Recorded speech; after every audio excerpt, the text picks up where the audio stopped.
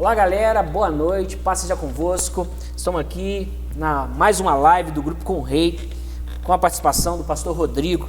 Essa seria aqui a nossa segunda live, né? Era para ter feito fizemos a primeira pelo Instagram, mas teve algumas falhas, a internet caindo. Nós vamos fazer isso agora e esse agora vai para o YouTube.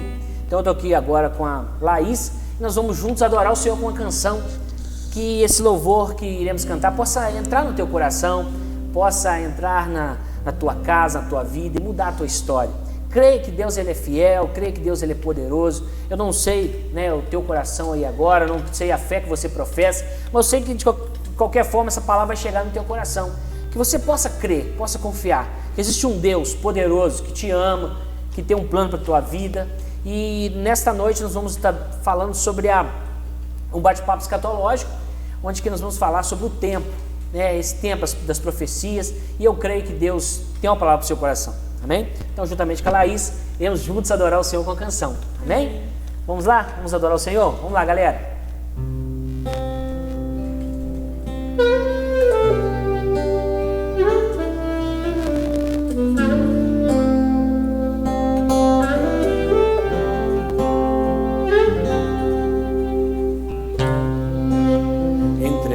Meu jardim, colhi os meus perfumes para te dar, ó noiva minha.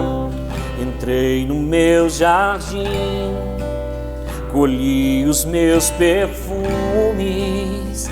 para te dar, ó noiva minha. Os teus perfumes são suaves, o teu amor melhor do que o vinho.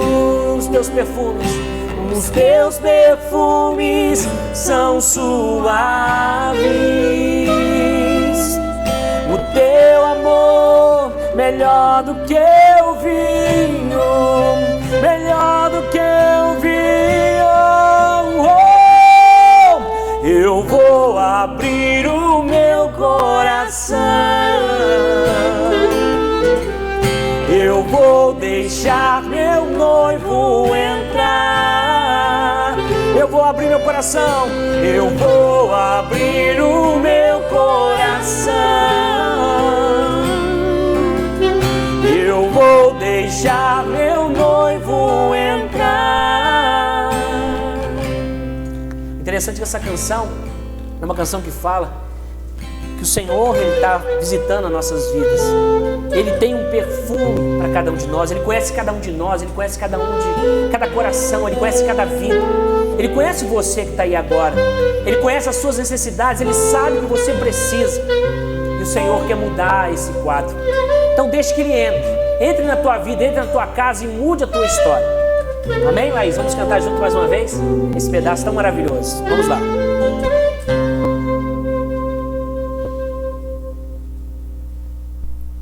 Entrei no meu jardim, colhi os meus perfumes para te dar, ó noiva minha. Entrei no meu jardim, colhi os meus perfumes para te dar, ó noiva minha. Os teus perfumes são suaves, o teu amor melhor do que o vinho. Os teus perfumes são suaves, o teu amor melhor do que o vinho, melhor do que o vinho. Oh, eu vou abrir o meu coração. Deixa o noivo entrar na tua vida. Eu vou deixar meu noivo entrar. Jesus Cristo é o noivo, nosso amado. eu vou abrir o meu coração. Eu vou deixar meu noivo entrar. Vou cear com ele, ao teu amor vou me entregar. Você entrega ao Senhor Jesus hoje, entrega o teu coração. Tem uma canção que eu quero pedir a Laís para cantar agora. Essa canção fala: tem poder para salvar, Laís. Eu sei que é o Senhor Jesus que salva, é o Senhor Jesus que pode mudar. Então eu sei que você está nos assistindo, os que estão assistindo conosco aqui presente também, sabe que é só Ele que é o nosso socorro bem presente. É só o Senhor Jesus que pode mudar a história. E é o único que tem poder para salvar. Foi o único que derramou seu sangue na cruz. É o único que não tem pecado. É o único que é perfeito. É o único que é digno de todo louvor, de toda adoração. Então que no nome de Jesus Ele possa entrar na tua vida e na tua casa nessa noite e mude a tua história. Em nome de Jesus. Vamos cantar? Vamos louvar juntos. Todos necessitam de um amor perfeito. Aleluia, Deus. Perdão e compaixão. Todos necessitam de graça e esperança, de um Deus que salva.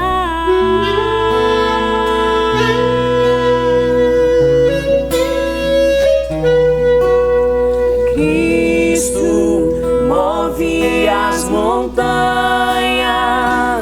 e tem poder para salvar.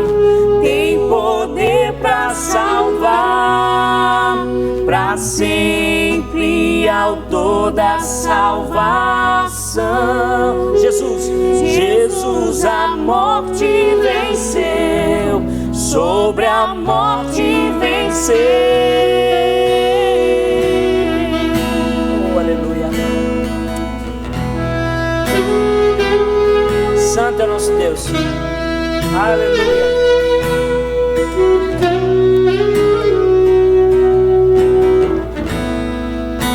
Me aceita com meus medos, falhas e temores. Deixa Ele encher o teu viver. Enche meu viver. Aleluia, Senhor. Minha vida entrego A seguir teus passos, a ti eu me rendo.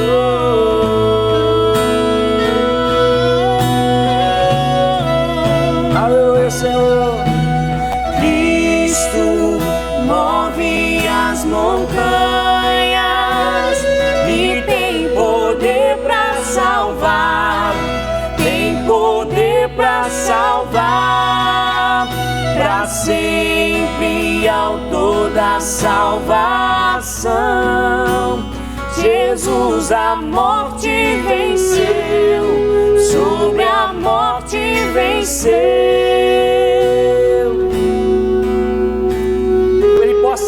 Que você possa vencer, assim como Jesus venceu a morte, assim como Ele venceu os dias maus, a dificuldade. Em tempo de pandemia você possa vencer, sabendo que Cristo é o seu refúgio e fortaleza. Só Ele tem o socorro bem presente no momento de angústia. Se apega em Deus, espere em Deus e saiba que Deus é fiel, Deus é poderoso. Aleluia. Cristo, vamos louvar? Vamos lá. Cristo move as montanhas e tem poder para salvar. Tem poder para salvar, para sempre, autor da salvação.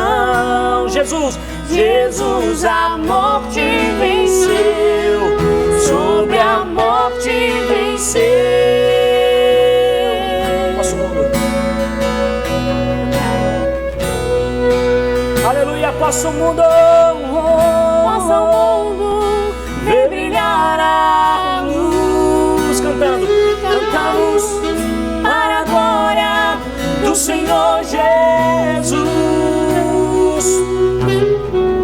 Possa o mundo ver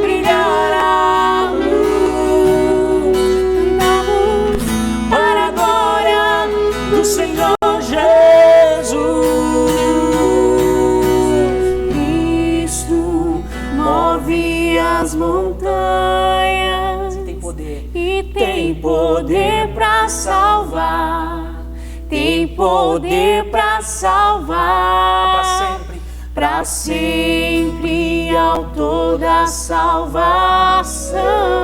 Jesus a morte venceu, sobre a morte venceu.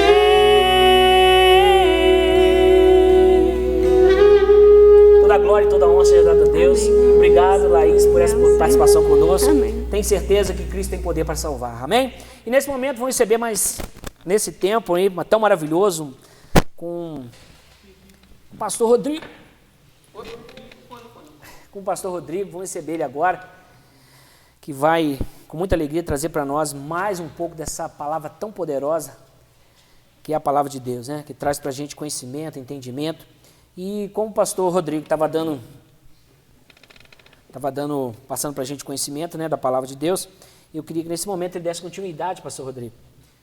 Desse continuidade para a gente sobre a 2 Timóteo 2,15, onde você falava sobre todos que devem buscar na palavra de Deus, saber que a palavra de Deus é que traz conhecimento, é a palavra de Deus que traz para nós entendimento. Amém. Se o copo com água dá galardão, tirar um fio pro pastor não derrubar. Imagina, tudo, então. Só alegria. Rapaz, eu estou muito satisfeito. Porque eu Deus sei é bom, né? Que a gente tem de bênção aí no Bema.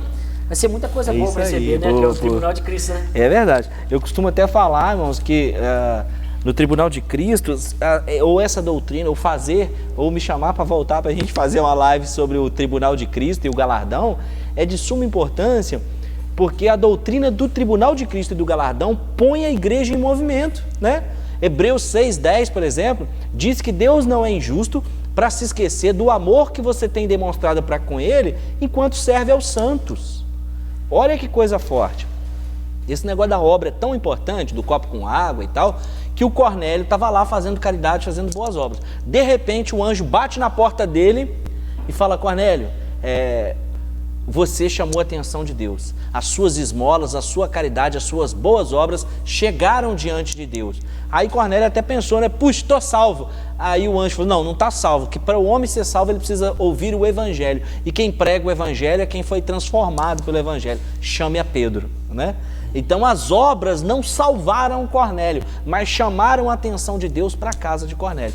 Então se a igreja entendesse isso, e precisa entender isso, essa questão das obras, por exemplo, Mateus 10:41 diz que aquele que recebe um profeta na condição de profeta, recebe galardão de profeta. Olha que palavra forte, como a do copo com água. Então quando o pastor ministra sobre a sua vida, o evangelista, alguém está ministrando sobre a sua vida, e você recebe aquela palavra como palavra profética, olha o que o texto está dizendo: aquele que recebe um profeta na condição de profeta, receberá galardão de profeta. Isso é muito forte. E eu estava citando, antes da gente acabar a primeira parte, Paulo a Timóteo, no capítulo 4, versículo 8, segunda carta, ele diz o seguinte: eu já estou sendo oferecido como sacrifício de sangue, mas eu estou tranquilo, porque para mim está reservada a coroa da justiça, não somente a mim, mas a todos quantos amam a vinda do Senhor. Percebe a coisa? Então, quando você valoriza uma live sobre as profecias, quando você valoriza uma live sobre a volta de Cristo, está te reservada a coroa da justiça, ainda que o apóstolo Paulo não estivesse falando literalmente sobre coroa, né? Porque o apóstolo Paulo está num contexto greco-romano, daquela cultura dos Jogos Olímpicos, onde o ganhador do jogo olímpico recebia uma coroa de louros que vinha atrás da orelha. Por isso que ele vai fazer o tempo inteiro essa comparação, dizendo que nós não vamos receber a coroa corruptível de louro que vai se desfazer, mas a incorruptível coroa. Então Paulo não está falando literalmente de coroas, até porque alguém pode pensar assim: meu Deus, e se porque o Paulo menciona 5 tipos de coroa aparentemente. Então alguém pode pensar: se eu fizer obras que mereçam as 5 coroas, como é que eu vou fazer? Não tem 5 cabeças, né? Vai pensar que é a caverna do dragão, né? Mas não é nada disso. É porque Paulo está usando uma figura de linguagem, e porque todo mundo entende o conceito da coroa como recompensa. Então Paulo fala das coroas como recompensa. As recompensas serão outro tipo de coisa, que então eu estou fazendo isso para provocar o convite para a live sobre o tribunal e o galardão. Nossa, é muita bênção, muita bênção. Pastor, olha só que interessante, aqui eu queria perguntar, depois nós vamos entrar nas perguntas que foi deixado para a gente, só para dar continuidade, lá em 2 Pedro 3,9, né, o 8, o Senhor, o anterior, né, que é o 8, fala que um dia para o Senhor como 1000 anos, 1000 anos como um dia. Tá. Depois ele fala assim, o 9. O Senhor não retarda a sua promessa, ainda que alguns tenham por tardia, mas é longânimo para conosco, não querendo que alguns se percam, senão que todos venham arrepender-se. Interessante isso aqui, é uma fala que, principalmente eu já tenho um tempo maior, né, no Evangelho, e já ouvia falar de que Jesus vai vir, Jesus está vindo, e alguns irmãos até antes de mim, que já são até mais velhos, que hoje eles falam assim, vem nada, minha avó já falava que ele vinha, e já tem esse pensamento, não vem, mas o senhor pode dar para a gente uma explicação, claro. Um entendimento, né, porque a gente sabe que todos os apóstolos, a partir do momento de Atos, eles começam a escrever diretamente para a igreja, né? Claro. Eu entendo assim, não sei se eu estou errado, se estiver errado pode me corrigir, que o amor de Deus pelos gentios foi tão grande, né, que o povo dele não ter aceitado, né, de imediato o Senhor, ele se encantou pela noiva, no entanto, quer casar com ela e levar ela antes do arrebatamento para que tenha bodas com ela no céu. Verdade, né? Se eu não estou errado, eu entendo assim. Mas e nesse versículo, no capítulo 9? O raciocínio é bem esse. Eu vou nele, mas me permita retroceder um pouquinho. O raciocínio é tanto esse que Jesus em Lucas 21:36, apesar de eu ter dito que Jesus não falou do arrebatamento da igreja, em Lucas 21:36 ele diz assim, então vocês fiquem, essas coisas todas que eu falei, isso é Jesus falando em Lucas 21:36, anota aí. Jesus faz o sermão de dores, aí na perspectiva de Lucas, ele conclui e afirma assim, essas coisas todas de que falei das dores da tribulação, elas têm que suceder, elas têm que acontecer, mas vigiem em todo tempo, em oração, buscando ser cheios do Espírito Santo, para que possais escapar daquele dia. Esse é um outro versículo assim muito tremendo, porque Jesus fala da tribulação, mas ele deixa esse gatilho dizendo que é possível escapar.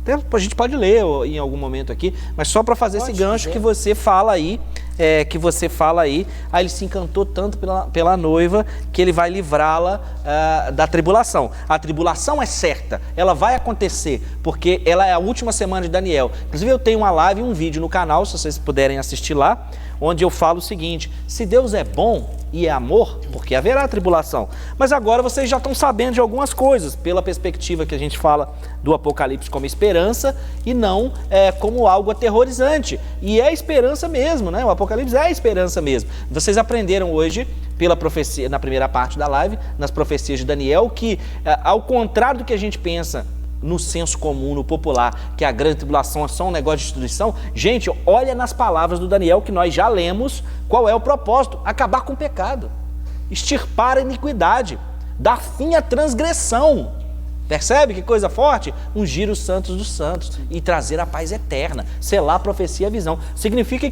gente, que quando acabar as 70 semanas de Daniel, que acaba na grande tribulação, porque a tribulação é a última, não vai ter mais necessidade de profecia e de visão, porque vai ter ungido o Santo dos Santos para o Cristo reinar. Então o Cristo vai estar conosco. Não vai ter ninguém com visão, com profecia, com pregação, não vai ter nada disso. O Zacarias capítulo 8 diz que as pessoas pegarão na veste de um judeu, leva-me a Deus, porque Jesus vai estar reinando em Jerusalém no milênio, a partir do povo de Israel. Isso é um texto muito potente, né? E que fala que então, ao contrário do que as pessoas pensam, a tribulação não se trata somente de destruição, mas é também um ato da misericórdia, já que haverá salvação na grande tribulação, por exemplo. Inclusive, eu já vou lá no Pedro, e isso é para explicar o Pedro. Nós teremos um número muito pequeno de pessoas que serão arrebatadas, se você comparar esse número de pessoas com os salvos da tribulação, por exemplo. Olha que coisa bacana para você pensar aí. Vai ter muita gente que vai ser arrebatada, muita gente vai desaparecer. Eu me lembro quando eu comecei a vir para a igreja no final dos anos 90, estou revelando a minha idade, viu? No final dos anos 90, a gente tinha muito negócio de adesivo em carro, no dia do arrebatamento esse carro ficará desgovernado, você lembra? Sim, tinha muito. A gente regula idade, a gente dá para ver pelos grisalhos do Ulisses. A gente nasceu antes dos anos 80. Então, o que acontece? O arrebatamento da igreja, ele não encerra o assunto da salvação. Vou falar isso bem olhando para a câmera ali, ó, e para você que está aqui. O arrebatamento, ele não encerra o assunto da salvação. Como assim, pastor? Vou explicar. No arrebatamento da igreja, a gente costuma pensar, ué, pastor, mas Jesus não falou que é 10 virgens, 10 noivas, que metade das noivas está preparada para subir, metade não está? Primeiro, Jesus não é polígamo. Segundo, a parábola das 10 virgens não se refere à igreja. A parábola das 10 virgens não se refere à igreja, a parábola das 10 virgens é para um contexto da tribulação, e as virgens não são noivas, são damas de honra, são pajens, elas são amigas da noiva. Note você que nessa parábola a noiva nem lá está, ela está ausente. Por que a noiva está ausente? Porque Jesus está usando elementos da cultura judaica. São as damas de honra, as pajens, que vão fazer a festa para receber o noivo. E o noivo foi preparar lugar e volta, então, para essa festa de casamento, que dura 7 dias, traçando um paralelo com 7 anos da tribulação. É tremendo texto quando você estuda e quando você não vai na síndrome do pregador papagaio. Isso é muito importante. Então a noiva, ela não tem negócio de que metade está preparada, metade não está. É senso comum. É senso comum. Pastor, então quem prega que metade está preparado, metade não está, e que metade vai subir, metade não vai, com base nas 10 virgens, é herege? Não, claro que não. Claro que não. Ninguém sabe tudo, nenhum de nós sabe tudo, ninguém sabe tudo. E a profecia bíblica, ela é progressiva, né, Ulisses? Tem coisas, a gente sabe muita coisa hoje, mas nós vamos saber mais amanhã. E quando ela começa a estar mais próxima de concluir ou concluída, né? Tem uns demônios no Apocalipse capítulo 9 que vão sair do poço do abismo na tribulação, que tem cabelo de mulher.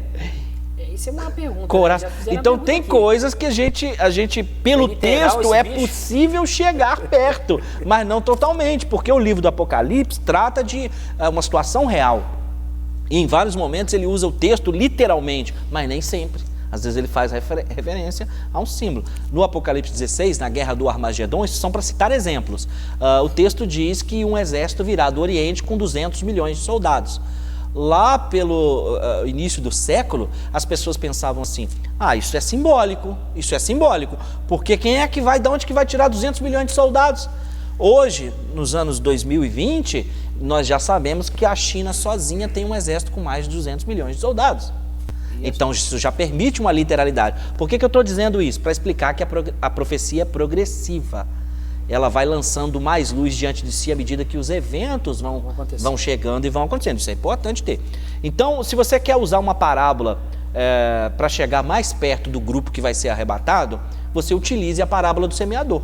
A parábola do semeador, que é Jesus dizendo que daqueles todos que recebem a palavra, 1/4 só que é o que crê. Um fica nos espinhos, um fica nas pedras, o outro o calor mata, e 1/4 só. Então, mas entenda, em hermenêutica a gente ensina que a parábola não tem a ideia de ser literal, mas de revelar uma mensagem central, e não os detalhes daquela mensagem. Isso é muito importante, que as pessoas entendam e assumam. Então, portanto, as parábolas querem dizer que de todo mundo que recebe, o grupo chamado vencedor pelo apóstolo João, na carta às 7 igrejas, no Apocalipse... Ele tem uma pergunta sobre isso aqui. O grupo chamado vencedor é um grupo que tem muita gente, mas que se comparado à turma que ainda vai ser salva na tribulação, é um número pequeno. Que é isso, pastor? De onde você está tirando isso? Apocalipse capítulo 7.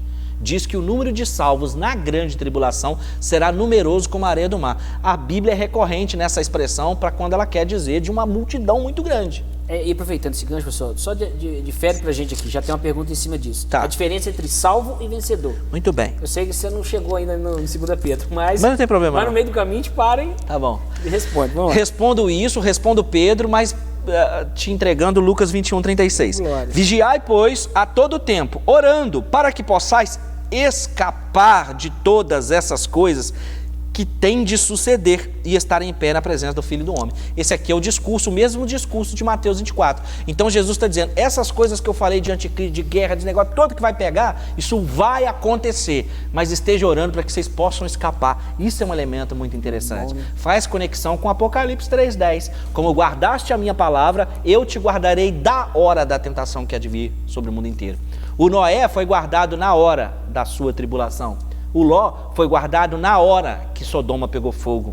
Mas a igreja é dito que ela não vai ser guardada na hora, mas ela vai ser guardada da hora. Essa partícula faz toda a diferença, correlacionando ela com os outros textos bíblicos que ensinam que a igreja, então, será arrebatada antes da tribulação. São só alguns.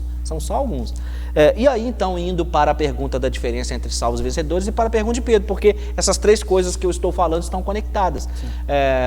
O Pedro, o texto que o apóstolo Pedro, o texto que Ulisses pergunta, na sua segunda carta, ele diz assim, me permitam fazer a leitura do versículo 3. Lembra o que eu falei na live anterior, você que está chegando agora e o pessoal que está aqui?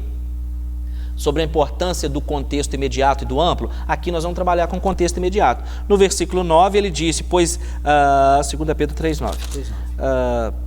Não retarda o Senhor a sua promessa, como alguns a julgam demorada. Pelo contrário, ele é longânimo para convosco, não querendo que nenhum pereça, senão que todos cheguem ao arrependimento. O apóstolo Pedro chega nessa conclusão por causa do início do capítulo. Olha lá no versículo 3.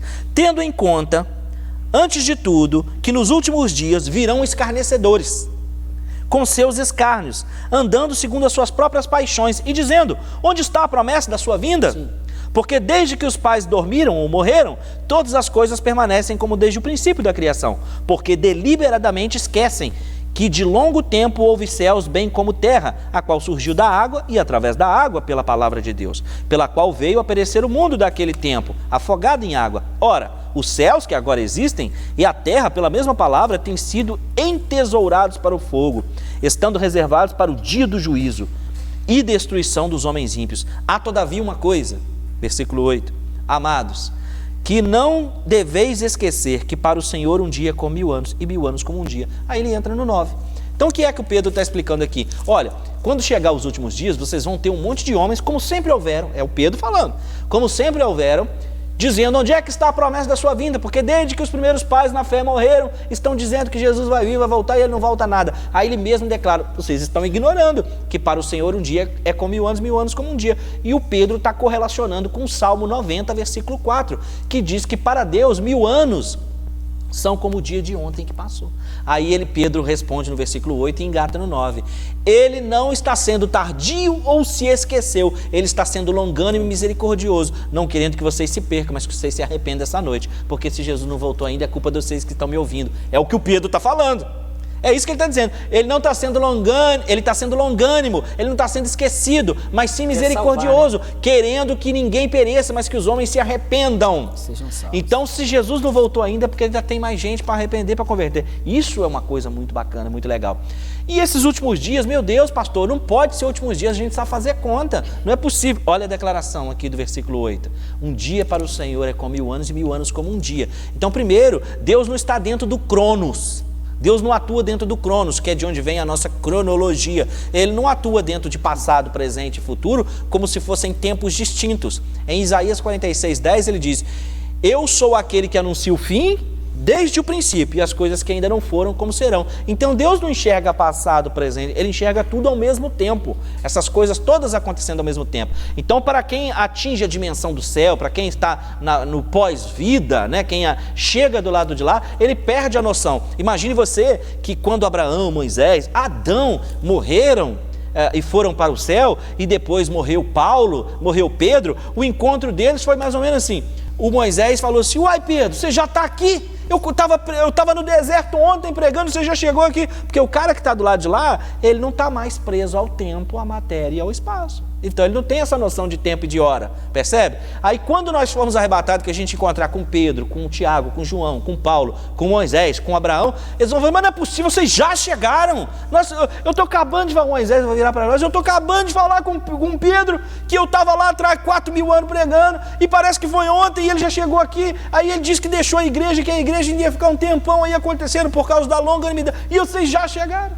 Estão percebendo? Está dando para entender mais ou menos? E legal isso aí, pastor, só para abrir um ponto aqui, para aproveitar que você falou, isso aí, alguns filmes, né, até quem gosta aí do Marvel, né, eu curto mais ou menos, não sou tão, eu gosto, mas não sou tão, assim, aquele, como é que eu posso dizer assim, com tanta dedicação, assim, para ver todos os filmes, igual alguns conhecem, sabe a história, sabe a história, e você vê que nos filmes esse tipo de situação é colocada, né, ué, mas já chegou, mas parece que foi agora mesmo que vocês foram. Né? Então até no último aí, meu filho que me fez ver aí, juntamente com minha família, acho que é o último Ultimate, né? O último que teve agora do Thor, essa galera toda aí, que eles colocam isso, que foi, não, mas foi ontem, foi rápido. Porque teve o negócio da viagem no tempo viagem no tempo, então você vê que foi tão rápido. Então seria mais ou menos colocado nessa ideia, né? Exatamente. E isso traz ainda para nós uma outra questão.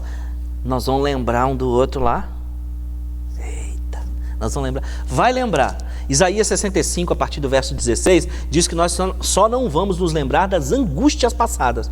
Nós não vamos lembrar daquilo que tiver de ruim a nos acontecido. Se um parente não foi, a gente não vai lembrar dele. Mas nós vamos saber por que estamos lá, nós vamos saber por que dos galardões. Por exemplo, Monte da Transfiguração. Jesus sobe no monte com Pedro, Tiago e João. quando chega lá, Jesus se transfigura, seu rosto brilha como o sol, pés como latão reluzente, e ele assume a forma corpórea que depois vai ser dita por João lá no Apocalipse. Então ele assume a forma de Deus, né? Que ele é a forma divina. Isso responde já uma série de perguntas. Veremos Deus quando estivermos na eternidade? Sim e não. Porque Deus não tem forma física, Deus não tem olho. Deus, pastor, o Velho Testamento diz que Deus escreveu com seu dedo na pedra. É antropomorfismo. É quando os profetas, a Bíblia, utilizam uma expressão para conferir a Deus forma humana, para a gente entender as ações de Deus.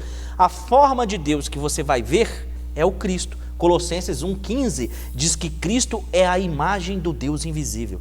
Capítulo 2, versículo 2, 3 e 9, diz que Cristo é o mistério de Deus, em que estão ocultos todos os tesouros da sabedoria e do conhecimento. Versículo 9, em Cristo habita corporalmente toda a plenitude da divindade. E Hebreus capítulo 1, versículo 3, diz que ele é a expressa imagem de Deus.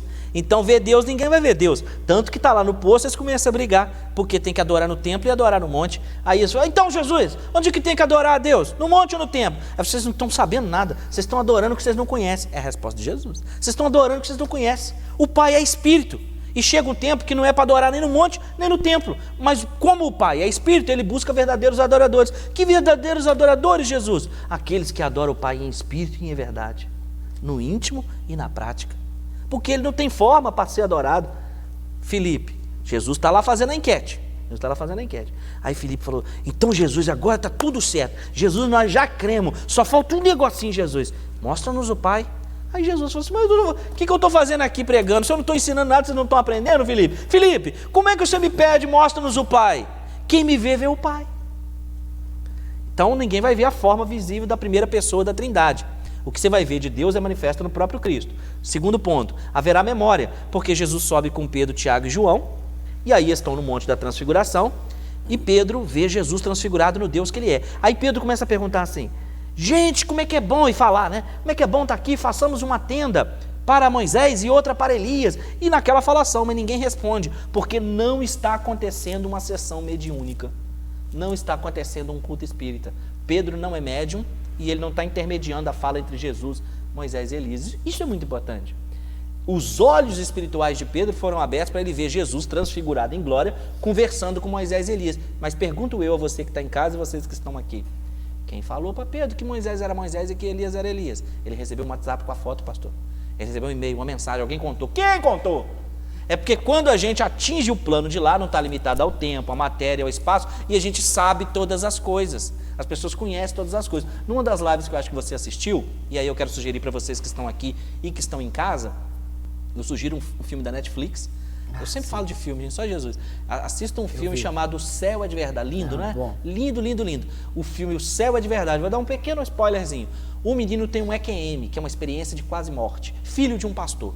Só que ele volta dessa experiência de quase morte e fala com o pai que teve no céu, deu um rolê no céu e conheceu uma galera e brincou e fez e aconteceu o pai. E o menino começa a contar um monte de experiência e as pessoas na igreja começam a contestar esse pai. Pastor, pastor, seu filho tá doidão e você vai ficar deixando esse menino ensinar esses negócios na igreja? Isso aí não é bíblico, cara, isso aí não pode, como é que é esse negócio? Mas o pai começa a encontrar correlação com aquilo e com a Bíblia assim. Só que ele tá achando que o filho tá viajando. Vou dar só esse spoilerzinho assim, só isso.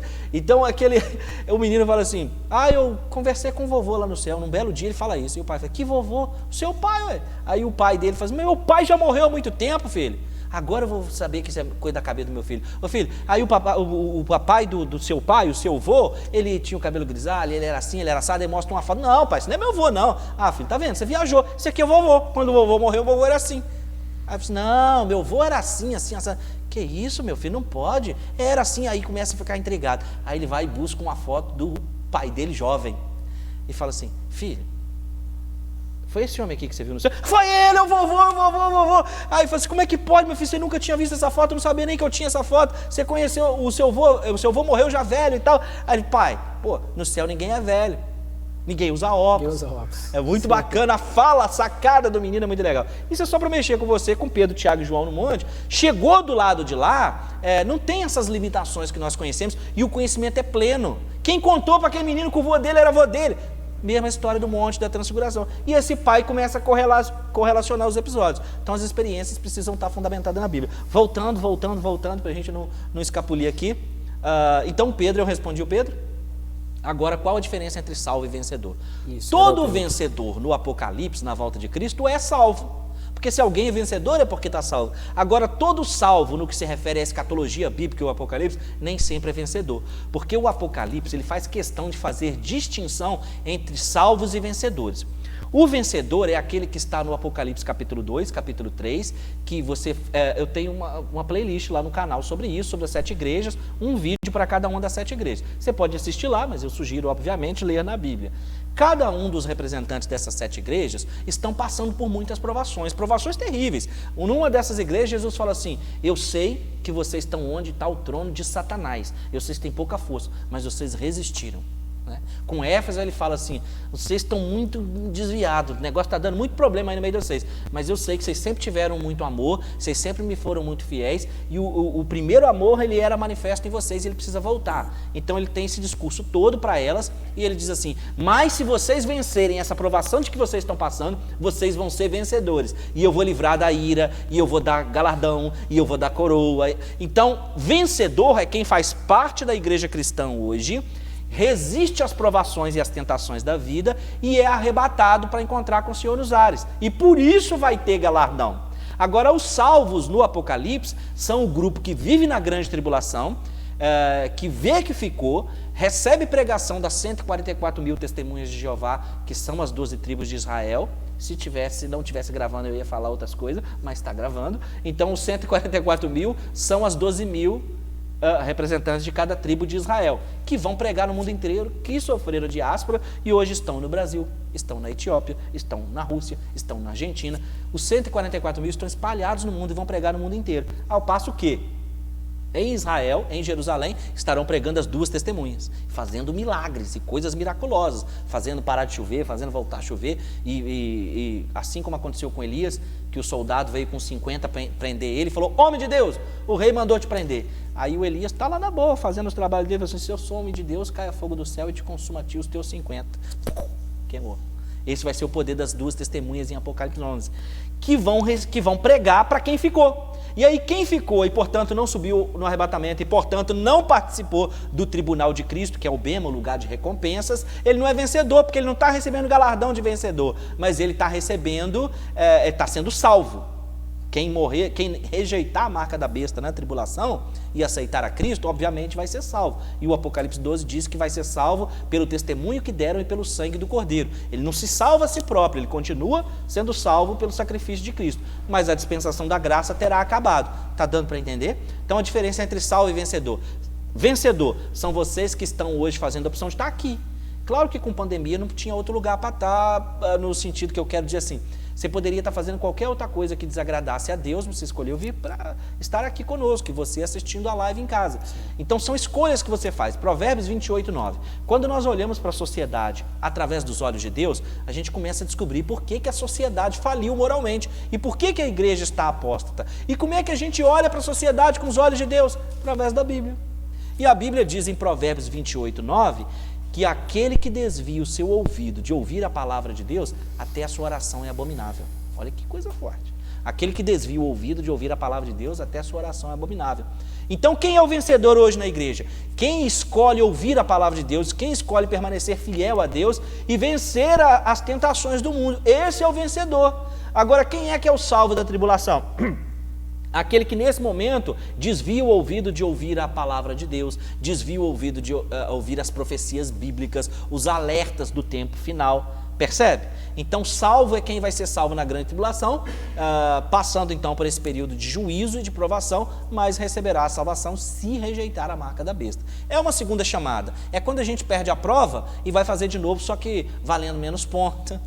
Esse tipo de coisa que vai acontecer na tribulação. E sem contar que é o seguinte: hoje, para você garantir o céu, você apenas precisa fazer uma oração sincera.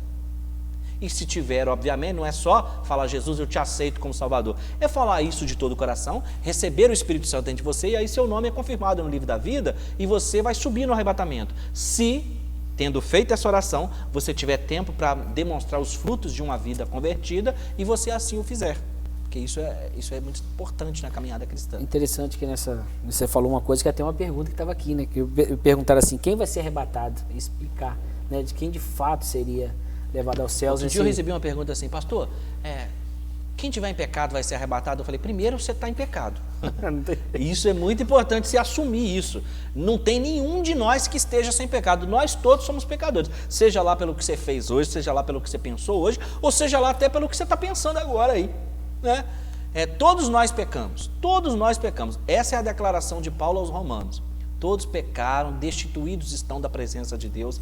A lei do Antigo Testamento, ela veio para falar assim, Deus é muito santo, Deus é de uma pureza que vocês não podem chegar perto de Deus. Nós todos estamos condenados ao inferno. Nós vamos para o inferno, nós estamos lascados. Porém, recebemos o favor imerecido de Deus, que é a sua graça, que é Jesus na cruz sendo 100% Deus, 100% homem, e então ele sozinho representando os dois lados, faz uma nova aliança e toma sobre si a ira para que quem aceitasse casar com ele, ser sua noiva, numa linguagem figurada, obviamente, seja livre dessa ira vindoura e possa então escapar e ir para o céu.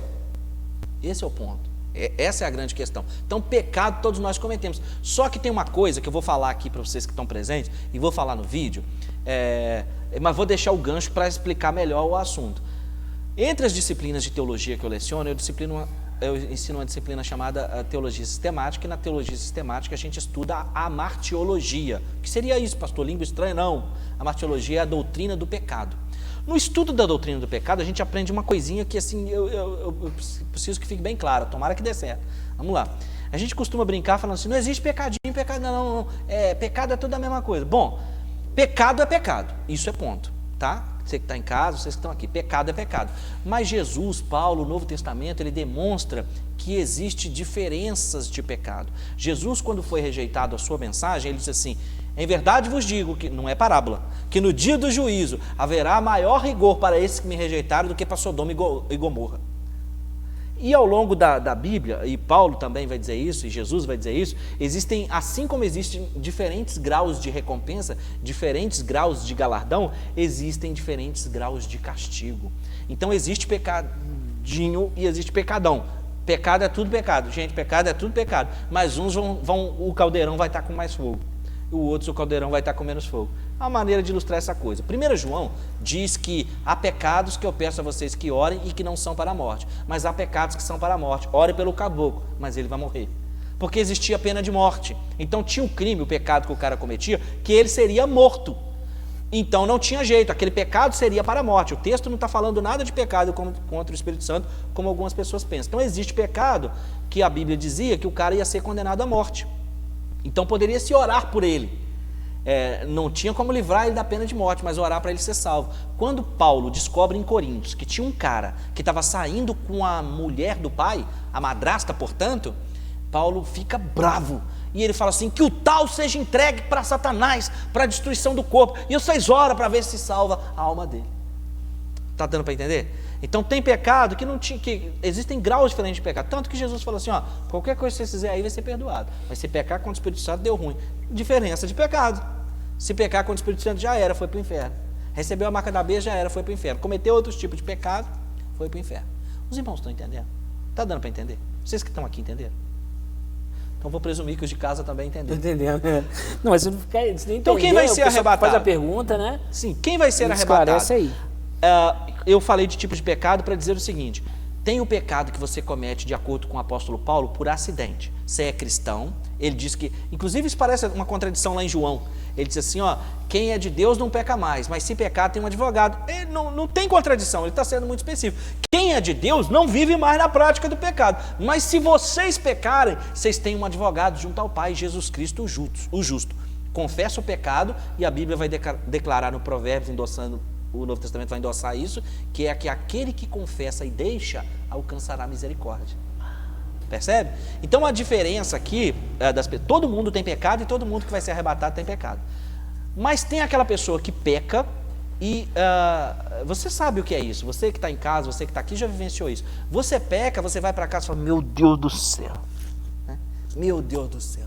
Eu não devia ter feito isso, eu não devia ter feito aquilo. Senhor, tem misericórdia, o Senhor conhece meu coração. Meu Deus, agora eu já fiz, agora eu já falei, agora eu já fui. Mas Senhor, o Senhor sabe que eu não queria, o Senhor conhece meu coração, me perdoa, tem misericórdia. E você fica com o coração quebrantado e contrito. Vai alcançar perdão e vai alcançar misericórdia. Agora tem aquele crime premeditado, tem a pessoa premeditada, que ela sabe que é errado e ela premeditadamente, em afronta a Deus, em rebelião a Deus, ela vai e faz, né? Percebe? Então como que essa pessoa vai ser arrebatada? O pecado por acidente, pastor, o que é pecado por acidente? Aquele que de repente você cedeu a uma sua fraqueza, mas você corre e pede perdão a Deus. Porque se você assumir, ele fala, não, pastor, você está louco, pastor, eu não caio em fraqueza nenhuma, irmão, então seu pecado já está ficando pior, porque você está mentindo para nós, e não precisava nem falar para nós, e está achando que engana Deus. Irmãos, a gente cede a fraquezas que não deveríamos mesmo, cedemos sim, mas não devemos, vou ceder mesmo, porque não sei o que, não é isso, não é assim que funciona, né? Claro que não é assim, se você cedeu, se aconteceu, você busca a Deus, você pede misericórdia e segue, é isso que o escritor aos Hebreus vai declarar, se foi Paulo, Apolo ou Barnabé, ele vai dizer o seguinte, e nós que somos rodeados por uma tão grande nuvem de testemunhas, deixemos o pecado e todo o embaraço que tão de perto nos rodeia e prossigamos a carreira que nos está proposta. Então, se você está andando, encontra uma pedra no caminho, tropeça e cai, isso não é o grande problema. Você levanta, sacode a poeira e dá a volta pela pedra. O problema é tropeçar e ficar pegado à pedra. Ter pecados de estimação. Percebe, irmãos? Os irmãos estão entendendo? Esse é o ponto. Então quem é que vai ser arrebatado? Quem ora todo dia. É o que Jesus acabou de falar, Lucas 21:36, que eu li para vocês. Orando em todo tempo, buscando, sendo cheio do Espírito Santo, para que possais escapar daquele dia. Então, nós pecamos todos os dias, mas nós temos que orar todos os dias. Todos os dias nós temos que buscar a misericórdia de Deus. Lamentações, capítulo 3, versículos 21, 22 e 23. Porque as misericórdias do Senhor são a causa de não sermos consumidos, e ela se renova a cada manhã. Então, o livro do profeta Joel, por exemplo, o livro do profeta Joel, que foi evocado por Pedro como sendo uma mensagem aos últimos dias na igreja de Pentecostes, em Atos capítulo 2. O livro do profeta Joel está vivendo num momento, gente, onde ele está sofrendo ataque nas plantações naquele período. E Deus chama ele para pregar para o povo comum. E para falar que Jesus vai vir, que o dia do Senhor vai chegar, mas que se o povo se arrepender, ele faz a convocação no capítulo 2, chorem os sacerdotes, chorem os profetas, saia a noiva e o noivo da sua recâmara, não vá agora ter lua de mel e intimidade, vá buscar o Senhor e arrepender, porque se vocês arrependerem, o Senhor é poderoso e longânimo para evitar o juízo que havia dito que faria. Isso é muito poderoso. Inclusive, gente, a mensagem do Apocalipse, a mensagem da escatologia, vocês que estão aqui, vocês que estão em casa, a mensagem do juízo, a mensagem da grande tribulação, a mensagem do Apocalipse, a mensagem de que uns serão arrebatados e os outros serão deixados para trás, que foi a pergunta lá no banheiro. Pergunta lá no banheiro. Eu te entreguei, né? Foi mal. Você falou que perguntou lá para não perguntar aqui, agora que eu... Dei um spoiler. Então, a mensagem do arrebatamento de que uns subirão e os outros serão deixados para trás, na verdade, ao contrário do que alguns possam pensar, é um ato da misericórdia. Porque quando Deus diz assim, vou te pegar, eu te vi debaixo da figueira, né? Jesus está chegando, os discípulos estão lá, Natanael, Natanael, Natanael, nós encontramos aquele de quem os profetas falaram, o Messias, o Mexiá. E onde vocês encontraram ele? Veio de Nazaré, Natanael. Pode vir alguma coisa boa de Nazaré?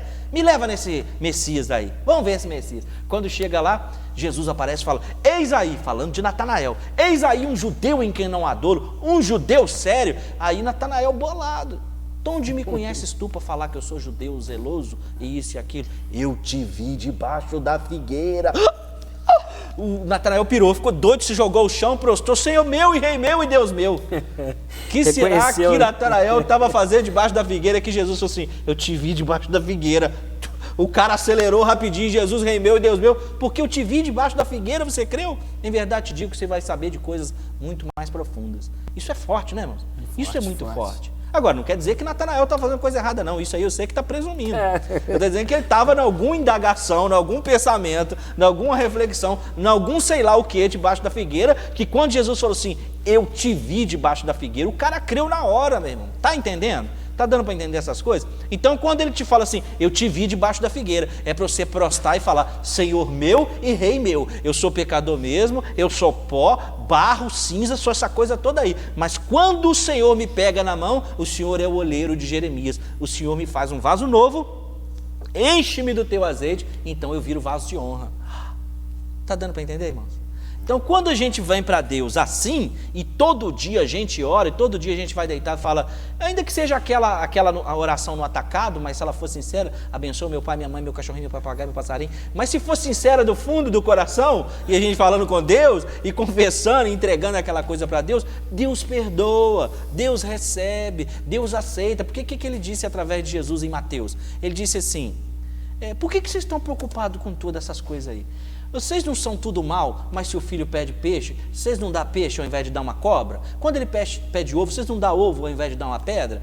Por isso eu digo a vocês, se vocês sendo mal sabem dar boas coisas aos vossos filhos, muito mais eu. Portanto, aquele que bater, a porta vai se abrir. Aquele que pedir, vai receber. Pastor, mas esse negócio aí foi bom você falar nisso, porque eu estou pedindo e não recebo. O Tiago disse que você pediu e pediu mal para gastar com o seu próprio deleite, por isso que você não recebeu. Então quem é que vai ser salvo? Quem for todo dia antes de deitar, abençoa meu pai, meu passarinho, meu papagaio, meu cachorro, meu isso, meu aquilo, mas sinceramente do coração. Tomara que a oração seja melhor, mas Senhor, eu pequei assim, assim, assado. Agora, tem gente que fala, pecado tem número de telefone, tem endereço e tal. É verdade, mas tem pecado que você ficar voltando nele é pior, porque dá saudade, e não sei o que. E você fica querendo, aí você lembra daquele pecado que tem número de WhatsApp, aí você quer mandar mensagem. Então esquece aquele trem. Fala assim, Senhor, a tua palavra diz que o Senhor jogou aquele pecado no mar do esquecimento. Então o Senhor jogou aquele número, eu também joguei. Senhor, o Senhor sabe o que é aquele negócio, não quero mais. Vou embora, Senhor, me perdoe, me leve, e eu vou. E vamos embora. Entendeu, irmãos? Amém. Glória a Deus. É aquela pergunta? Cabe aí dentro, saber o tempo disso, onde fala aquele que está sujo, se surge mais. Apocalipse capítulo 22, versículo 8, versículo 9, versículo 10.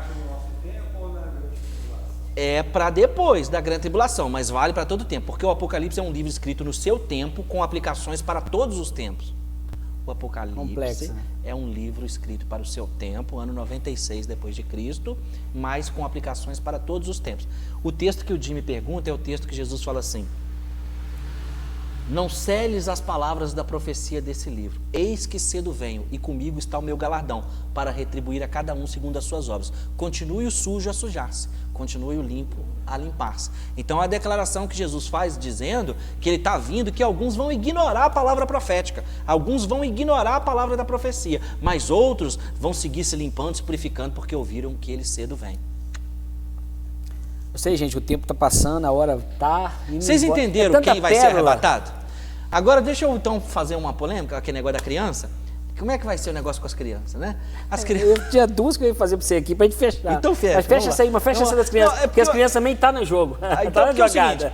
Porque é o seguinte, as crianças, a gente costuma aprender que no dia do arrebatamento as barrigas vão murchar, né? Vai rolar plástico, aquele negócio todo, e muita academia. Não tem nada disso. No dia do arrebatamento as crianças não vão desaparecer da barriga. Isso é uma situação muito forte. Por quê? Vamos tratar, vou até ser mais sério. É o seguinte, isso é senso comum. Porque ninguém pode ser arrebatado por faixa etária. Senão já não é obra da graça, já não é favor merecido, mas é faixa etária. Se é faixa etária, o mérito é próprio. E o arrebatamento, a salvação, não trabalha com meritocracia. Não existe nada que eu e você possamos fazer para mover o coração de Deus no sentido de nos salvar. Não houve, o profeta Isaías declarou que as nossas obras de justiça que possamos estar fazendo, achando que estamos alcançando salvação de Deus, são para ele como trapos de imundícia, que naquele contexto significava panos de menstruação, porque o sangue naquele contexto, sob aquela dispensação, era imundo. Então as nossas justiças não servem para nos salvar, é impossível. Então a salvação é um ato da graça de Deus, é um ato soberano de Deus. Não existe faixa etária ou qualquer coisa que possamos fazer, que uma criança possa fazer para ser arrebatada. Quando Jesus fala, deixai vir as minhas crianças, é porque ele está vivendo numa cultura onde as crianças não têm valor. As crianças não tinham valor naquele momento. Então Jesus, inclusive o discurso de Jesus ali não é sobre sua volta. O discurso não é sobre arrebatamento. O discurso de Jesus, quando ele fala das crianças, é sobre receber o reino de Deus, que de acordo com suas palavras, começa dentro em vós. em cada um de vós, até que atinja plenamente o seu propósito. Então o reino, ele começa de forma invisível. E quem não recebesse o reino como as crianças acreditavam nas coisas, não entraria nele, né? Tem até um ditado que diz que se nós levássemos a vida a sério, como a criança brinca, nós seríamos mais felizes. É nessa perspectiva que Jesus está falando. O que acontece? Não tem nenhum texto bíblico que diga que uma criança vai desaparecer da barriga da mãe no arrebatamento. E que a criança, por ser criança, vai ser arrebatada. Ninguém é tomado por inocente diante de Deus. Pastor, mas como é que fica esse negócio? Como é que a criança vai ser arrebatada? Engravidou, ouviu a notícia lá que o espermatozoide fecundou o óvulo, você já tem que começar a orar, ler o salmo na barriga, porque é a fórmula do Paulo aos Colossenses. Ele diz que quando vos reunides para orar, tenham salmos, tenham hinos, tenham cânticos espirituais, adorem a Deus. Então, engravidou, tem que botar a mão lá na barriga, tem que orar, tem que pregar, tem que abençoar, tem que falar para a criança, tem que ter missão quadrangular Cristo para as crianças, tem que ter MQTI, tem que ter culto infantil, tem que ter missão com criança, tem que pregar para a criança, criança tem que ter cultinho. Criança, me convidaram recentemente para um grande desafio, tentar elaborar conteúdo de escatologia para crianças, só Deus para ter misericórdia, eles oram para mim, é um desafio, mas você precisa pregar para a criança. Né? A gente fala muito, herdando isso da igreja de Roma, a idade da razão, que foi 14 anos, depois baixou para 12. Se a gente for assumir que existe uma tal idade da razão, ela reduz cada vez mais. E a pessoa, meu Deus, mas como é que uma criança recém-nascida vai ficar para a grande tribulação? Aí eu volto na minha fala de alguns minutos atrás. O arrebatamento não encerra o assunto da salvação. O arrebatamento não é a única maneira de morar com Deus. Prefere-se, deseja-se que as pessoas se preparem para serem arrebatadas. Mas se a pessoa não for arrebatada, tem salvação na grande tribulação. E aí, por causa dos filmes e das mensagens, às vezes, não bíblicas, assume-se que todo mundo que ficar na tribulação vai ser torturado e vai ter as unhas arrancadas, porque a gente vê esses filmes de tortura, a gente fica com esses trem tudo na cabeça. Mas o Mateus 25 e o Zacarias 14 dizem que haverão nações inteiras que vão se opor ao governo do anticristo, que vão se opor às suas ações e que vão entrar vivas para o milênio. Eu estou dando gancho para lives e para mais lives e mais perguntas. Não, e tem pergunta aqui até para o milênio, mas não vai dar para responder hoje. Só Jesus, né? Então tem um grupo que vai entrar no milênio sem receber a marca da besta e porque fizeram oposição ao anticristo. Então uma criança que esteja... É senso comum, tem gente que pensa assim, em sala de aula acontece muito, que a gente tem mais tempo para discutir, as pessoas assim, falam assim, uai pastor, eu achava que na tribulação não ia nascer criança não. Ué, por causa de quê que não vai nascer criança? Vocês sabem o que é. Eu encorajo vocês a lerem livros de história. Vocês não vamos trabalhar com Bíblia nessa fala. Peguem livro de história sobre a Segunda Guerra Mundial. Veja como as mulheres de Israel sofreram. Alguns soldados alemães rasgaram a barriga da mãe e tiraram a criança de lá de dentro e costuraram o gato dentro, o rato, o bicho. Então, se você pensar assim, mas não é Deus que está fazendo, não, é o homem que está fazendo.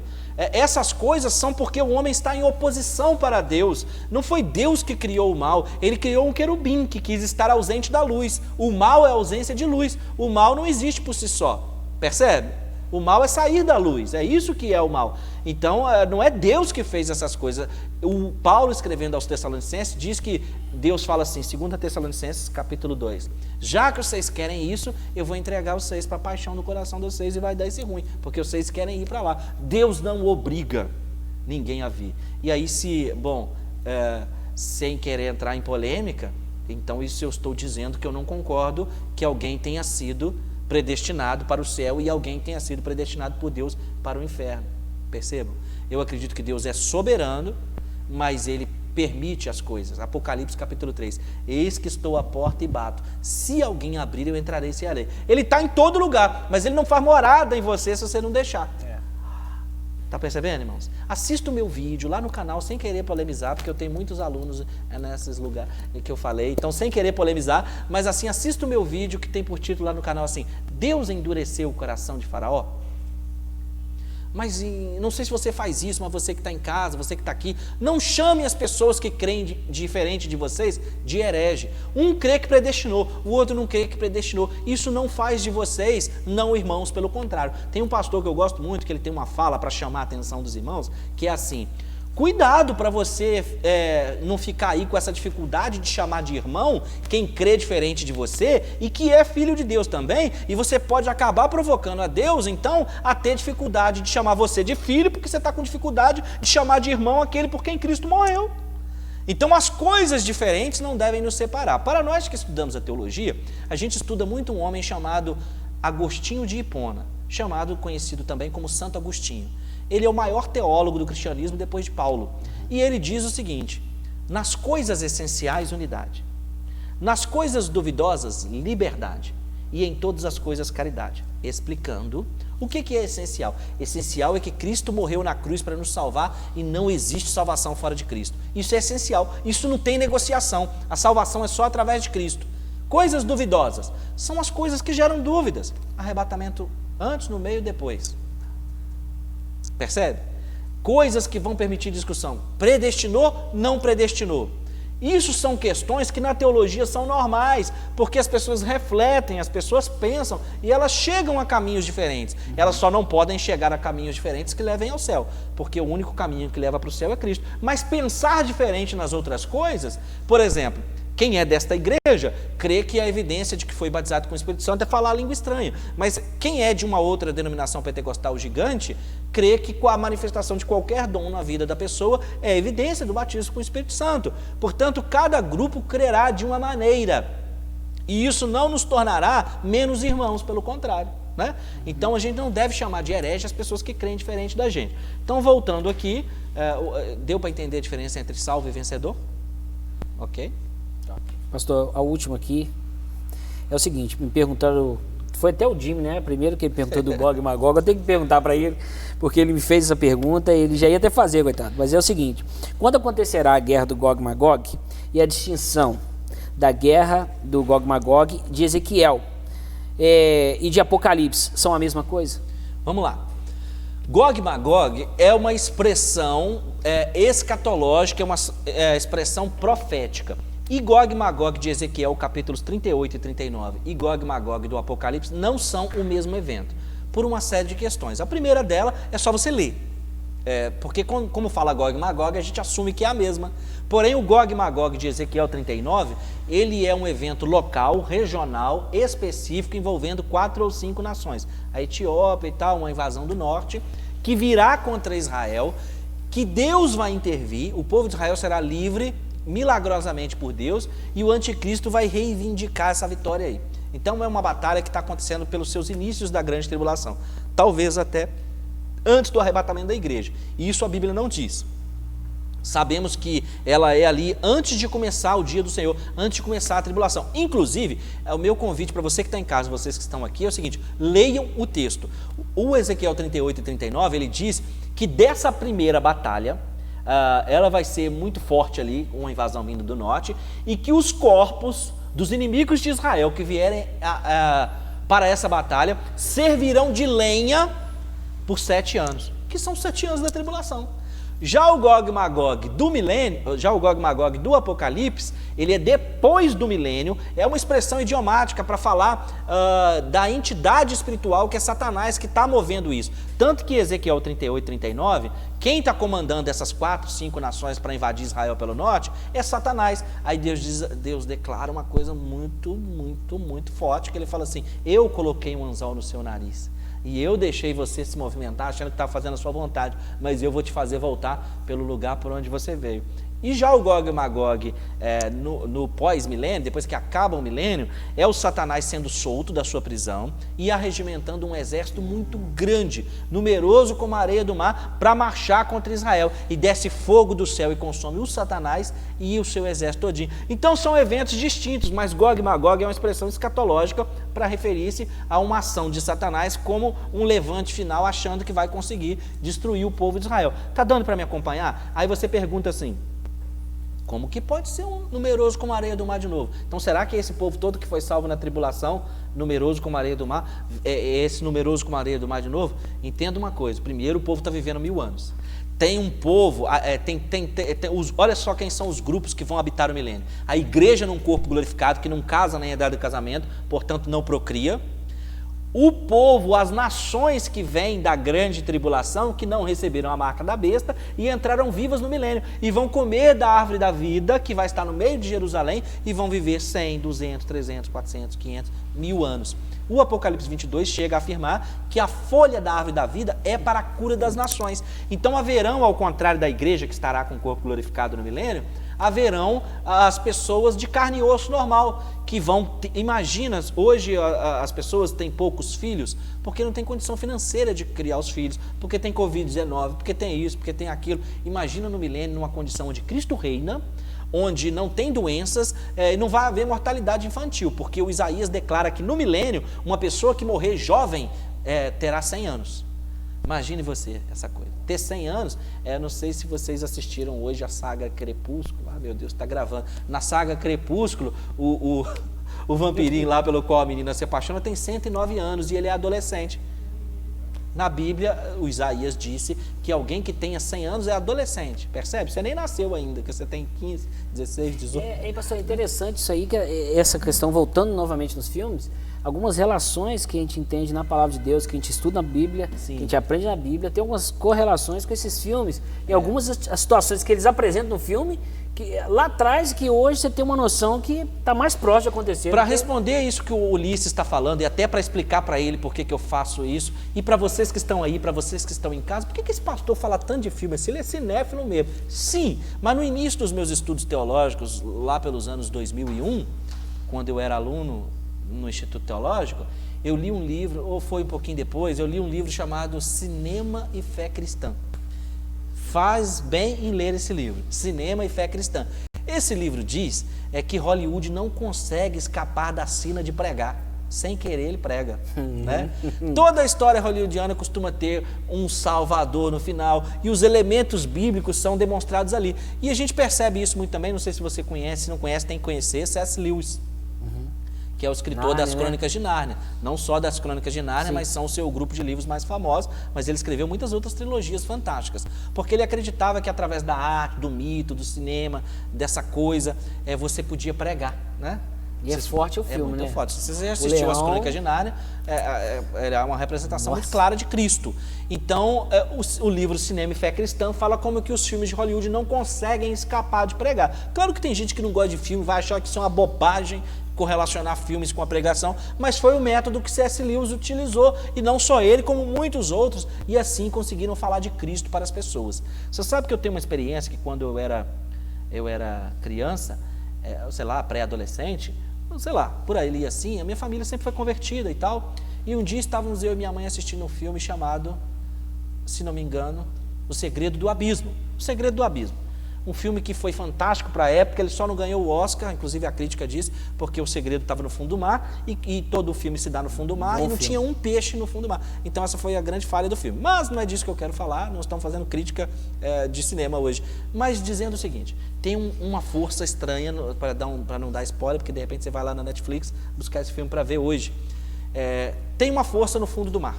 E aí os camaradas que estão lá no submarino, naquela coisa, eles ficam aprisionados lá. E de repente essa força estranha, tem duas forças ocultas. Já assistiu, Jimmy, esse filme? Já assistiu, Jimmy? Não? O Segredo do Abismo? E tem duas forças presas no fundo do abismo. Uma força é má. E os marinheiros ficam presos lá, e essa força começa a lhes causar alucinação e matar todo mundo. De repente, tá acabando? Eu vou contar rapidinho. Não, conta, então, depois você vai responder mais e olhar pra galera. De repente, começa a matar todo mundo e sobra uma mulher. Aí essa mulher começa a ter alucinações e um desespero e uma loucura lá embaixo. E ela, nossa, está todo mundo morrendo, o que está acontecendo? Meu Deus, me ajuda. E começa, ela ajoelha, chora e começa, meu Deus, me ajuda, meu Deus, me ajuda. Aí a outra força que está presa no fundo do abismo, que não queria se revelar para a humanidade, ela vendo que aquela outra força inimiga está destruindo todo mundo e matando todo mundo, ela entra no submarino e ela é uma força que ela não tem forma humana, ela é uma luz.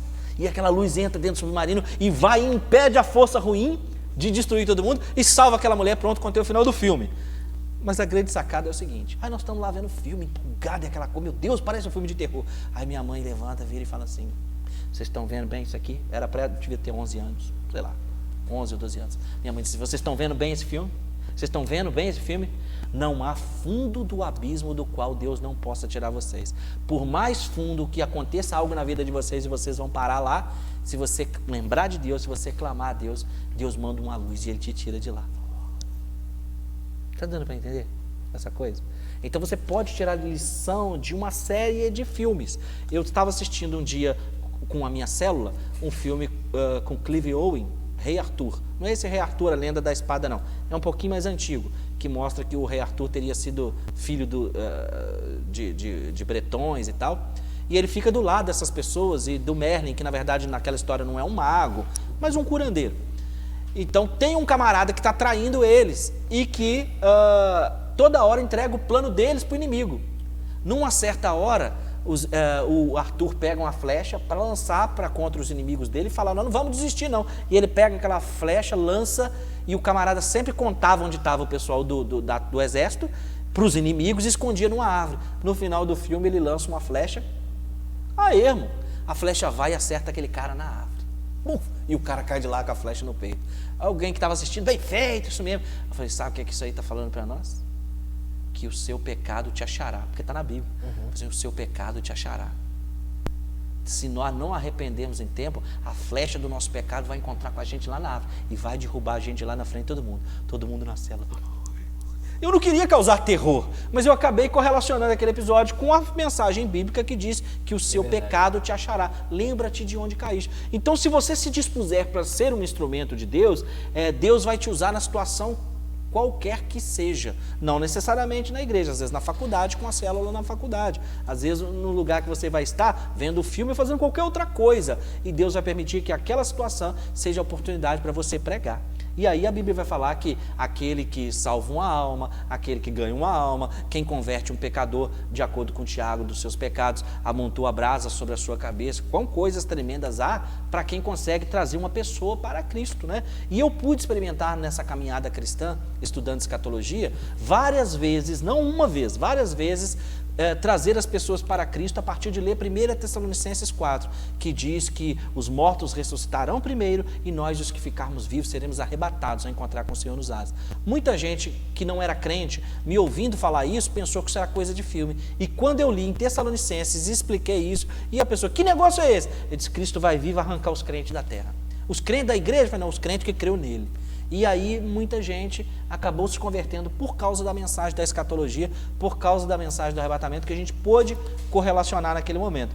Então, você não está aqui à toa, você veio porque você tinha interesse, mas porque Deus vai te usar.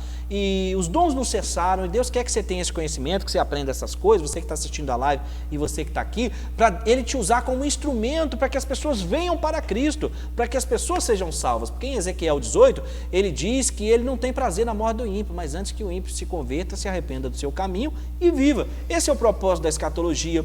Quando Deus anuncia o juízo, Ele está te dando tempo para arrepender. Quando Ele anuncia o juízo, anuncia a tribulação, Ele quer dizer, vou vir com juízo, Lucas 21:36, mas é possível escapar do juízo.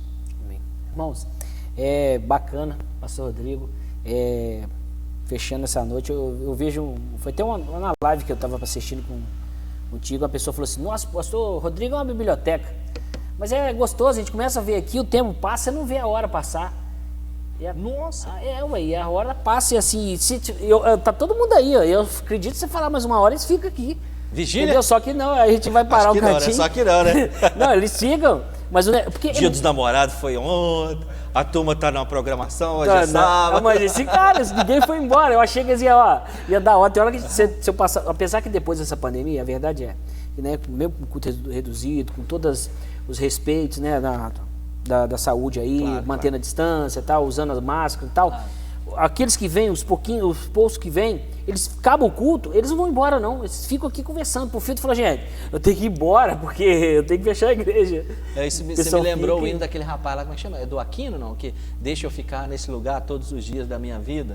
Eu acho que isso, né? Pode remeter até a Davi também, um dia na tua presença melhor do que 1000 dias aí, longe da tua presença. Mas, pastor, quando a gente está estudando as coisas de Deus, quando a gente está aprendendo as coisas de Deus, e quando a gente está na igreja e a igreja funciona como igreja, que é isso, pastor? Como é que a igreja não vai funcionar como igreja? Quando ela prega a palavra, quando ela ora pra gente, quando o louvor vem e penetra e atravessa a gente, quando ele não passa assim, ó, pela gente, mas atravessa a gente, quando a palavra não passa assim, mas vem e mexe com a gente, fala com a gente, quando as pessoas oram por nós, quando a gente sente que está no lugar certo, quando a palavra é ensinada, aí a gente quer cantar esse negócio aí, né? Deixa eu ficar nesse lugar todos os dias da minha vida. Pastor, então eu queria que você fizesse nesse tempinho, nosso tempo já foi embora, mas eu queria que você deixasse uma palavra para quem está nos assistindo e para quem está aqui, e liberasse uma palavra profética para essas pessoas, porque eu, com certeza, não importa o dia nem hora, né?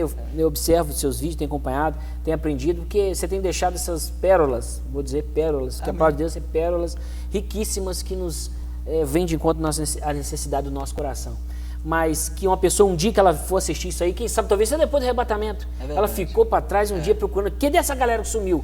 Dá aquela bate no vídeo lá, ela acha no YouTube essa palavra, aí deixar uma palavra para ela saber que, mesmo nesse tempo, ainda tem esperança, que ela possa crer. Eu tenho um tio falecido, pastor Galdino, ele dizia que a gente tem que esperar Jesus para hoje à noite, mas tem que trabalhar, estudar e produzir como se ele fosse voltar daqui 10, 100, 1000 anos. Se você não pode parar a vida, porque esse foi o erro dos primeiros Tessalonicenses. Você precisa esperar Jesus para hoje à noite, mas precisa fazer seus planos, seus sonhos, seus projetos, continuar fazendo seus trabalhos online aí da faculdade, da escola, do colégio. Você tem que continuar a sua vida. Então, para você que está em casa, você que está aqui hoje, viva a sua vida assim, espere Jesus para cada dia da sua vida, mas se programe, se planeje, para como se ele fosse demorar muito para voltar. Portanto, estude, trabalhe, corra atrás dos seus sonhos, trabalhe muito, não necessariamente a pessoa só vai ter as coisas se estudar, mas se você tem a oportunidade de dar, estude. E estudar não significa estudar necessariamente na academia, na faculdade, mas se você, por exemplo, se você trabalha com... Você trabalha com o quê? Corretor de imóveis. Ele é corretor de imóveis. Estudar não significa ele largar a sua coisa agora e ir para a faculdade, como pode ser também, mas significa assistir vídeos, assistir coisas, aprender o melhor da profissão para que ele seja o melhor corretor. Então você pode estudar para ser melhor, para avançar. E se você está aqui na igreja hoje e está assistindo esse vídeo, é porque Deus preparou esse momento para você. Eu tenho um irmão que ele fala que não existe coincidência, existe Jesuscidência. Então você não está aqui à toa e não está assistindo essas coisas à toa. Deus quer que você se arrependa, que você se converta, que você entregue sua vida para Jesus. E conforme eu fiz o apelo na live anterior, irmãos, não existe vida com sentido sem Jesus. Tem um escritor russo, né, falecido, obviamente já, Fyodor Dostoiévski, ele diz que o homem tem dentro de si um vazio do tamanho de Deus. É um filósofo russo. O que significa isso? Significa que todos nós temos um desejo para a eternidade, porque o escritor aos Eclesiastes, Salomão, disse isso no capítulo 3, versículo 1 a 8. No 8 ele fala que Deus plantou em nós a eternidade sem que nós percebêssemos. Isso significa que a gente sente uma necessidade de um preenchimento que não é material, que não é a canjiquinha, que não é a namorada, que não é o namorado, que não é o marido, que não é a esposa, que não é o emprego, que não é aquela viagem dos sonhos que eu tenho de ir a Israel, de ir a Portugal, de ir aos Estados Unidos, são os meus sonhos. Mas não só que quando a gente vai para Jerusalém, quando a gente vai para os Estados Unidos, quando a gente vai para Portugal, quando a gente namora aquela menina, quando a gente namora aquele menino, quando a gente alcança aquele trem que nós estamos querendo nessa vida, a gente alcança aquilo e de repente a gente fica com a sensação assim, mas ainda não era isso. Tudo que você desejar na vida, eu queria formou. Queria fazer mestrado, mestrou. Queria fazer doutorado, doutorou. Queria fazer pós-doutorado, virou pós-Deus, fez pós-doutorado. E ainda não preencheu o vazio, porque o Eclesiastes 3:8 e o Dostoiévski disseram que o homem tem dentro de si um vazio do tamanho de Deus. O nosso espírito, a nossa alma, ela clama Abba Pai, ela quer voltar para Deus. Nós não somos, como diz Teilhard de Chardin, filósofo matemático francês, nós não somos seres humanos que passam por uma experiência espiritual da morte. Nós somos seres espirituais que passam por uma experiência humana. O nosso espírito quer voltar para Deus, o nosso espírito clama Abba Pai. Nós não alcançaremos sentido na vida, significado na vida, se a nossa vida não tiver em Deus, se nós não encontrarmos plena satisfação em Deus. E só é possível ter plena satisfação com Deus quando eu desenvolvo um relacionamento com Deus, que eu viro para Ele, às vezes até falo, Senhor, hoje eu não estou com vontade de orar, Senhor, eu não estou com vontade de adorar, e então você ora, aí aquele estado muda. Senhor, eu não estou com vontade de adorar, e aí você adora, e aquele estado muda. Quando nós temos um relacionamento com Deus, se você tiver a oportunidade de ler um livro do John Piper, leia um livro que se chama Quando Eu Não Desejo Deus. Quando eu tenho um relacionamento com Deus, que não é um relacionamento mascarado, que eu posso aparecer aqui na igreja bacana, penteado e bonitinho, mas quando é um relacionamento que eu estou lá no meu quarto, descabelado, bafudo, todo sem aparência bacana, e aí eu me relaciono com Deus, e aí eu falo com Deus, e aí eu busco a Deus e falo, Senhor, eu vou te adorar, porque se eu não te adorar, a minha vida não tem razão, a minha vida não tem existência.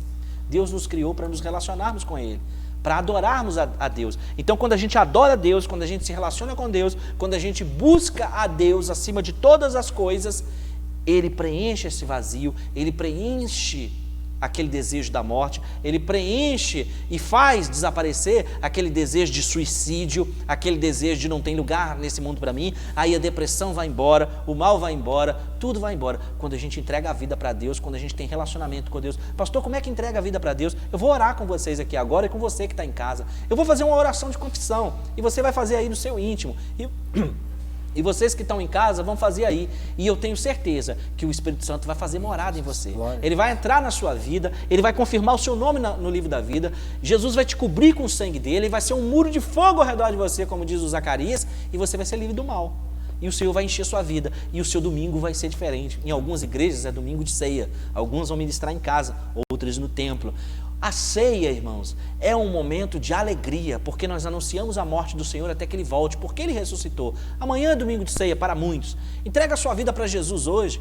Vocês que estão aqui, feche seus olhos. Você que está em casa, por um instante também, você deve estar no seu quarto, na sua sala, você deve estar com privacidade para isso. Feche os seus olhos. Você que está aqui, se você quiser falar em voz alta, você pode falar. Se você não quiser falar, você fale aí no seu íntimo. E ora comigo nesse instante. Senhor Jesus, Pai amado, nós nos colocamos diante da Tua presença agora, meu Pai, como pessoas chamadas pelo Senhor, pessoas escolhidas pelo Senhor, pessoas chamadas e escolhidas que são pecadoras. Nós somos pecadores, nós pecamos. Quantas vezes nós pecamos? Quantas vezes nós dissemos para o Senhor que não faríamos mais? Meu Deus, quantas tentativas nós fizemos de encontrar preenchimento em outro lugar do mundo e da vida, mas Senhor, quantas vezes nós quebramos a cara, quantas vezes o vazio continuou. Meu Deus, nós queremos te convidar nessa noite. Senhor, nós temos pecado, nós pecamos contra Ti, nós pecamos contra a Tua palavra, nós nos afastamos do Senhor, meu Deus. Nós estamos vivendo, o mundo está como está, porque nos afastamos do Senhor, mas não foram eles que se afastaram,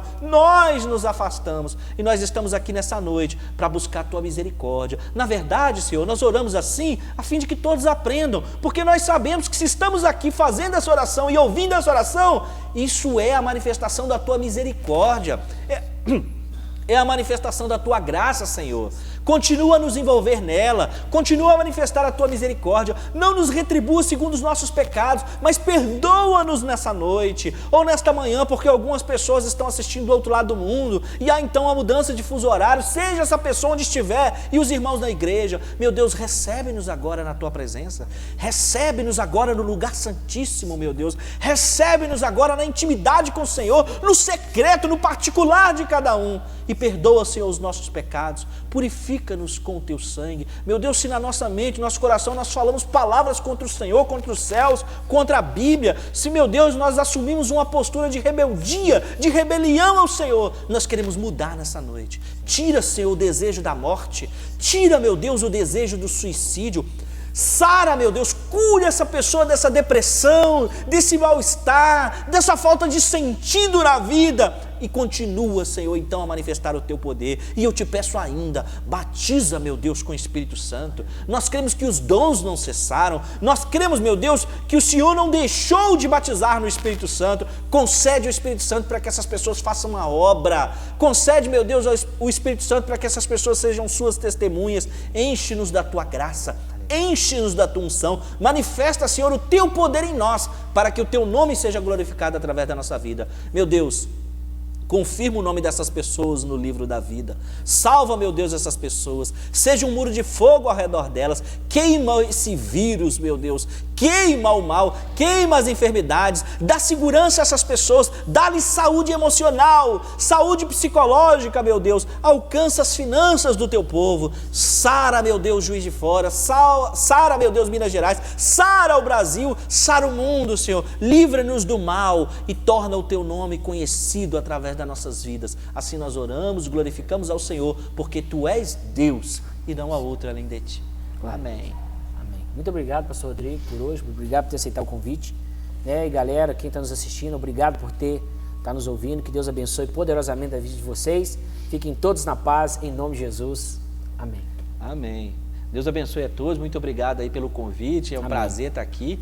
Né? Espero que eu seja convidado aí para a próxima live. Vamos marcar sim, vamos marcar. Né? E quando acabar também, nós podemos fazer outros trabalhos Muito juntos e vai ser um prazer conhecer vocês. Quando o livro lançar o livro, você vem aqui muito bem. Prazer Meu livro está na fase da editoração. Se a pandemia, esse negócio aí não tiver acabado, eu vou fazer um lançamento virtual. Se tiver acabado, eu vou fazer um culto de lançamento, conto com a presença de todos. Eu conheço a sua igreja quando ela ainda era metade aqui, logo que o pastor Charles veio, eu nunca havia pregado aqui antes dele, foi ele que me abriu a porta aqui. E aí eu conhecia outro público, e agora eu estou vendo vocês aí todos muito jovens, e não só na idade, mas jovens porque não eram daqui. O Jimmy não era daqui, por exemplo. Então, assim, é um prazer conhecer vocês que estão aqui. Me siga no Instagram, por favor. Tô brincando, mas irmãos, é o seguinte, vocês que estão aí, que estão começando a caminhada cristã, eu não tenho vídeo só de escatologia lá não. Tem vídeo sobre dons, sobre homilética, sobre como pregar, sobre como interpretar a Bíblia, sobre introdução à teologia, sobre filosofia. Eu gosto muito de falar de filosofia. Sou pós-graduado em filosofia e sociologia, sou pedagogo também. Então eu milito essas coisas, essas áreas também. Tem um canal só de conhecimentos pedagógicos, tem um canal para crente, um canal para não crente. Um canal de pedagogia, um canal de teologia. Então assim, encham-se dessas coisas. O 1 João diz que Deus vos escolheu porque vocês são fortes, porque a palavra de Deus permanece em vós e porque vocês têm vencido o maligno. Então creio nesse negócio aí. Muito obrigado, um prazer conhecer aqueles que eu não conhecia ainda, conhecer pessoalmente. Então da minha parte está encerrado. Amém.